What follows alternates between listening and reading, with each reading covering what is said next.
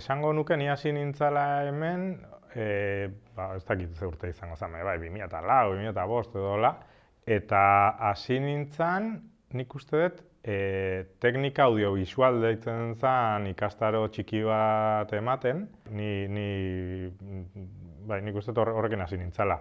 Eta gero, bai, aitak justo utzizun, urteko bideoko klasea ematen, eta egia esan ni jarraitu nuen bideo tailer horrekin. Orduan egiten zana zen urte osoko bideo tailer luze bat, astean behin, uste ostegunetan zala, eta urte osoan zehar, eta korto bat egiten zen, kursoan zehar, eta hori urte asko zeman nun. Eta gero ere, Detrás de la Cámaran Isabel Albarekin ere hemen egon nintzen laguntzaile bezala, eta, bueno, aurra asko zian, eta banatzen ginen klase desberdinetan, eta proiektuak aurrera eramaten ere bai, tailerretarako, eta horrekin, baina bai, aspaldi hori hasi ginela. Bideoko kurso osoa zana, zan hasieratik bukaerara sorkuntzara dedikatua. Orduan, alde teknikoa, de hecho, oso gutxi lantzen zen horretan, gehiago zen, gidoia, realizazioa, ikusentzunezko pixkat legeak jakitea, eta bai, horretan. Nik ikusentzunezko komunikazioa ikasi nun unibertsitatean, gero Eskaken zine eskolan Bartzelonan argazki zuzendaritza ikasi nun, eta zazpiterdi hasi genuen berez, zazpiterdi bi gauza dira. Zazpiterdi da, nire aitak erabiltzen zuen zigilu bezala bere pelikulak egiteko, baina ez zeukan entidade, legezko entidaderik, zen berak erabiltzen zuen zigilu bat, eta gero David Aguilar eta ni elkartu ginen elkarrekin lan egiteko, eta hor bai sortu genuela Zazpiterdi enpresa bezala, gu biok, hori gure dokumentalak eta egiteko. Hori izango zen 2003 urtean horrela. Eta pixkanaka handitzen joan gera, orain 3 sozio gera, kooperatiba bat gera, Zazpiterdi, eta batez ere dokumentalak eta egiten ditugu, eta hor jarraitzen dugu dokumentalak egiten. Baina egia da, ikusentzunezko irakaskuntzan eta tailerrak eta ere asko ematen ditugula baita. Ez, Detrás de la Cámaran bai pixka denetik egin dutela, egia esan, baina egia da normalean gehiago zentratu izan naizela argazki zuzendaritzan, hemen zean. Zazpiterdi bezala, bai igual beste ikastaro batzuk eman ditugu, egin genuen Cine Expandidoaren tailerra ere bai, Davidek ere bere kontura egin zuen dokumentalen ikastaroa, aspaldi ari nahiz esaten, baina bai, Iñakik ekoizpenaren ikastaroak ere eman izan ditu. Baina ni gehiago zentratu naiz argazki zuzendaritzan, irudia, teknika audiovisual, baina antzeko zeak dira denak. Nere ustez gomendio nagusia da, Larrotxene bezalako leku batera etortzea eta taldea egitea. Nere ustez, ikasketak oso ondo daude eta asko ikasten da, eta hemen Larrotxenen edo zine eskola batean edo beste edozein lekutan, baina hori baino askoz garrantzitsuagoa iruditzen zait, taldea egitea, jendea ezagutzea, zure pasio hori elkar banatzen duten jendeakin gelditzea, taldetxo bat egin eta proiektuak aurrera eramatera taldean. Egun batean izango da baten proiektu bat, hurrengoan bestean, laguntzen ibiliko zera arlo batean gero bestean, eta pixkanaka ikasten joango zera eta proiektuak aurrera eramaten. Eta batez ere sarea egitea, horrek laguntzen du nire ustez, profesional izateko bidea eta sarea egitea nire ustez.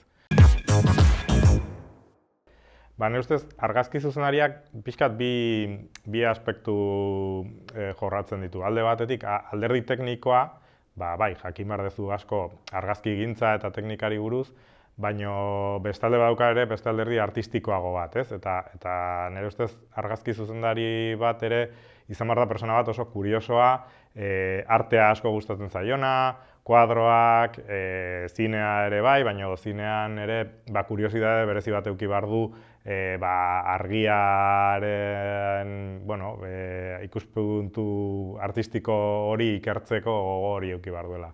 eta nire ustez hori ezinbestekoa da bai.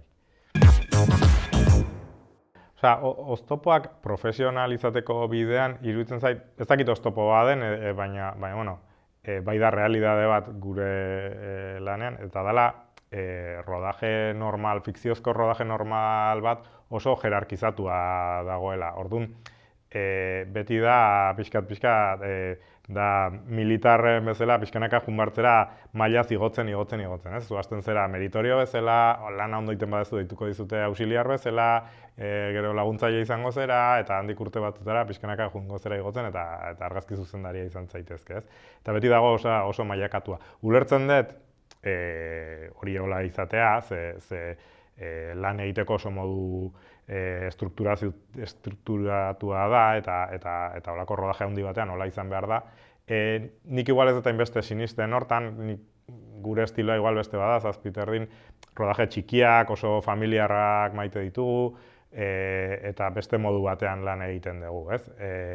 Egia da, ezin dezula irati bat egin modu horretan, noski, orduan beste pelikula mota batzutarako bidea da, ez? Baina guk adibidez, rodaje normaletan egiten diren jornada luze horiek ere ez ditugu nahi izaten, beti nahiago dugu jornadak pixkan mugatu, eta igual rodajea pixkan luzatuko da, baina guk ekipo txikiarekin lan egiten dugunez, gero ez da ere hainbesteko koste handi bat, egun bat gehiago luzatzea edo 2 egun gehiago luzatzea rodajea, ez? Orduan, egia da, gure ogibide hau gogorra dela, ordu asko eskatzen ditula, asteburuak, gauak, eta baina ordu iruditzen zait, pixkat lan egin behar dugula, hori malgutzera juten geran eta beste modu batean lan egin daiteken. Bira, aurrekoan anekdota bat kontatu nien ikaslei, justo kontrakoa, defendatuz jerarkia hori. Eta da, pixka luzea da, baina, nik hasi nintzenean rodaje batean lanean, amerikano batzuk etorri ziren, eta San Ferminetan grabatu zuten pelikula bat, fikziozko pelikula bat. Eta ni sartu nintzen auxiliar bezala, 16 milimetrotan rodatzen zen, eta txasisak kargatu egiten dituen. Eta zan kamera bat nik ezagutzen ez nuena, zan aton minima bat. Eta orduan, rodajearen aurreko gunean ibili nintzen txasisa kargatzen, hori kargatzen da ilunpetan edo ikusi gabe, eta orduan ikasteko nola kargatu hartzen eta nola sartu hartzen ibilbidea pelikularena, eta hola, atera, sartu atera, hola, egin duen hainbat aldiz, ja ikasi nuen arte. Eta lehenengo guna, rodajearen lehenengo guna zen, San Ferminetan txupinazoan. Eta nik kargatu nuen txasisa, sartu ziren aurkamararekin hor txupinazoaren erdian, eta atera zirenean, derrepente ikusi genuen, raiadura batzuk zeudela pelikulan. Gaizki sartuko nuen nik pelikula, ez nintzen konturatu. Eta zuzendaria haserretu zen ikaragarri normal, eta esan zuen tipo hau fuera, osea, tipo hau rodajetik kanpo. Eta argazki zuzendaria, zela amerikano bat, nik aurreko gunean ezagutu nuena, argazki zuzendariak esan zuen, ez, zuk ezin dezu bota, tipo hau nire kargu dago, eta tipo hau botatzen badezu, ni banoa Los Angelesera gaur bertan, eta ezin dezu, eta erantzunkizuna nirea izan da, eta nik asumitzen dut. Eta gelditu nintzen rodajean, eta azkenean 3 edo 4 egun beranduago etorri zenean rebelatuta pelikula, ikusi zen etzela arazorik izan, ze raiatu zena zen iskina bateko zati bat, eta dena ondo zegoen, baina eta ez jerarkia horiek ere batzutan, nire kasuan behintzat lagundu zidaten, baina momentu txarra pasa nuen. Ja, ez dakit oraindik profesional sentitzen naizela. Karo, baina hortik dator, ez, gure lan egiteko moduak oso desberdina dira hola rodaje profesionaletatik, ez? Gu dokumental oso familiarrak eta txikiak egiten ditugu. Orduan, pixkat beste terreno batean mugitzen gera ere bai, Baina, ez dakit, igual esango nuke, igual zain kortoarekin adibidez bai ni sentitu nintzela zuzendari bezala igual hola personalki lehenengo hola korto bat egiten, edo baita ere igual Guatemalan grabatu genuen Ozpinaren sindromea dokumentala, hor ja kolektibo bezala filmatu genuen, filmatzen dugu Zazpiterdi kolektibo bezala, askotan hori egiten dugu, segun ze proiektu den, igual guk ez dago zuzendari bat, baizik eta kolektibo bezala zuzentzen dugun. Eta hor bai sentitu nuen nola baiteko profesionaltasun batera iritsi ginela, ez? Egin genuela lan on bat eta lan profesional baten aurrean ginela. Egia da, nahizetan igual dokumentalaren bidea egin deten eta dokumentalak asko maite ditudan, ni bai naizela igual fikzio oso konkretu baten zalea, asko gustatzen zaizkit, fikzio oso minimalistak, oso hieratikoak direnak, izan daitela Dreyer bat, edo Kaurismäki bat, edo Roy Anderson, edo horrelako zuzendariak asko gustatzen zaizkit, ez? Izan daiteke umorea, igual Roy Andersonen aldetik, baino ez Dreyerren aldetik igual ez, baita ere ez, oso hieratiko, personaje hieratikoak, hitz gutxi, oso nordikoa, pixkat, bueno, Euskaldunak ere pixkat horrela gara, ez, Euskaldun zinea ere hola da, ez? Eta asko gustatzen zaizkit, eta beti fikzioa egiten dudanean, bai, hortara juten naiz askotan, bai.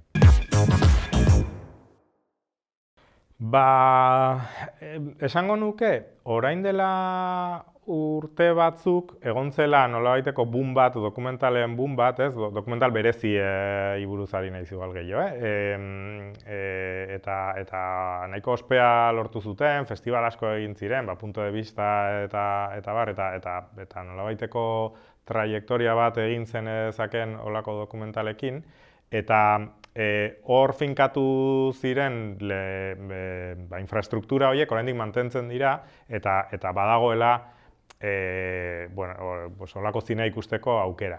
Egia da, igual pixkanaka hori jaisten ari dela eta mantendu gerala olako gauza horretan, baino igual diskretuki beraka ari dela joaten eta geroz eta aukera gutxiago daudela. Halere egia da, gaur egun plataforma desberdina daude, Filmin bezalako plataforma batean aukera asko dago, publikoa badago olako gauzak ikusteko, eta badagoela. Noski zaila da publiko masibo bati iristea, dokumental bereziak egiten badituzu, baina, gero badaude adibide konkreto batzuk, nun, de repente, Maria Elorza bat, badakit ere ez dela kriston publikoa egin duen zerbait, baina, badauka, nolabait, bi alderdiak ikutzen dituena, ez?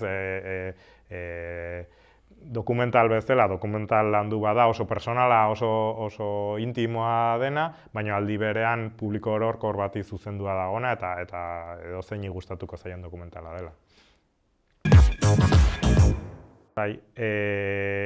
Guk, duela ja urte desente hasi ginen batez ere, hiru muestra edo dokumental jaialdi sortzen, alde batetik Lupa dokumentalen mostra, Nokodek gehiago bideoarteari eta musika garaikidari loturiko muestra bat, eta garai batean egiten genuen ere Motz laburmetraien erakustaldi bat, hilabetean behin egiten zena. Horietatik bi desagertu dira, Lupa eta Motz, baina Nokodeke jarraitzen du, egia esan, oso osasuntsu dago, igual pixkat txikitu eginda leno zena, baina oraindik jarraitzen da egiten Borderline fabrikan. Eta beti dira, hiru adibide hauek dira prozesuak beti kolektiboan egin ditugunak. Beste erakunde batzuekin, bai Zazpiterditik hasita, baina bai beste erakunde edo elkarte batzuekin lankidetzan, eta beti asko gustatu zaigun gauza bada. Iruditzen zaigu ere, ja igual gauza personal badela ez, baina gizartean gauden individuo bezala, ekimen kulturalak aurrera eraman behar direla eta oso importantea dela, besteen lanak ezagutzeko eta holako gauzak antolatzea. Eta Nokodeken ja eukizuen parentesi txiki bat, baina orain berriz retomatu da eta lanean ari gara jota fuego, bai. Lupa oso kuriosa izan zen Lupako esperientzia, zen garai batean, nun igual oraindik ez zeuden infrastruktura guzti horiek sortuta, eta dokumentalak egiten zuten jendeak, ez zeukan hainbeste aukera dokumental horiek erakusteko. Orduan, oso festival xumea zen, Jendeak bere bidaia ordaindu behar zuen hona etortzeko, jendeak gure etxetan lo egiten zuen, baino oso kuriosoa, ze jendea oso eskertua zegoen, eta gaur egun nola dokumentalista ezagunak diren jendeak, pues haien lehenengo lanak eta lupan aurkeztu zituzten, eta kariño handiarekin gogoratzen dute beti lupa, pues haiekin aurkitzen geranean, beste jaialdietan eta beti, joe, lupa, baino ze ondo, ze festival polita, ze oso gertukoa da, ez? Igual beste festival batzutan, zu bazoaz, ematen dizute akreditazioa, eta ez duzu inor ezagutzen, eta pixkaztu ibili bartzera hor, eta lupan ez, lupan beti elkarrekin bazkaltzen genuen, lo ere denok elkarrekin loiten genuen, eta oso familiarra zen, eta oso polita. Baina egia da ere, denborak ere aldatu dira, eta gaur egun iritsi zen momentu bat, nun lupa ikusi genuen, ez zegoela ere, ja pixkat igual bere izaera ja galdu zuela, bueno, ez hainbeste galdu zuela lupak, baizik eta lupa sortu zen betetzeko behar bat, eta igual behar hori, igual hemen Donosti aldea inguruan, pixkat ja tabakalerak betetzen duen gauza bat dela, ez? Tabakalerako programazioa, karo, askoz diru gehiagorekin noski, eta horrelako programazio bat lortzen du tabakalerak, orduan lupa hor pixkat baztertua sentitu genuen, eta esaten genuen ez zeukala leku asko, eta nik uste horregatik desagertu zela. Iruditzen zait, Larrotxene sortu zenean, betetzen zuela oso behar konkreto bat, zela garai hortan kamera eta ekipoetara sarbidea oso zaila zen, eta hemen baten aurkitzen zen dituen kamera profesionalak, editatzeko, hasieran ziren magnetoskopioak, eta bar, eta hori bakoitzak ezin zuen bere etxean eduki, ez, eta ikaragarria zen, eta aparte formakuntza guztia baita ere, baina hori ikaragarria zen, hemen hasten zen jendean entzat, eta Moriartiak eta horiek denak ere, hemendik pasa dira. Eta iruditzen zait, arriskua zeukala Larrotxenek, eta zen, bizigera garai batean, edozeinek dauka kamera bat, edozeinek montatu dezake etxean, edozeinek zean, eta igual alderdi hori igual gelditu zitekeen atzean, eta uste dut, ez oso ondo sartu dela Larrotxene, ikasi duela adaptatzen garai berri hauetara. Eta orduan, formakuntza profesional bat eskainiz, ez? Profesionalek tailerrak emanez, iruditzen zait, oso modu ona dela hori herritarrentzat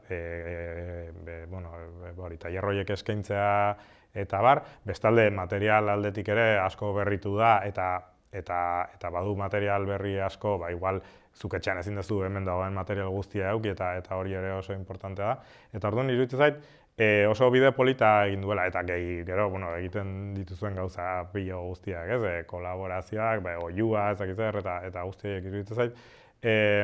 Oso ondo jakin duela Larrotxene garai berrietara adaptatzen. Larrotxeneren, lehen esan dut pixkat, baina orain beste hitze batzuekin esan bat, baina nire ustez Larrotxeneren punto fuerte handiena dela, elkar puntu bat dela, eta jendea ezagutzen da, tailer desberdinak egiten, eta bakoitzak bere proiektua daka, eta jendeak haien artean ezagutzen dira, eta laguntzen dira batak besteari, eta oso errez eta oso natural egiten dela jendea ezagutzarena eta sarearena. Eta hori bai dela oso punto garrantzitsua Larrotxenekoa bai.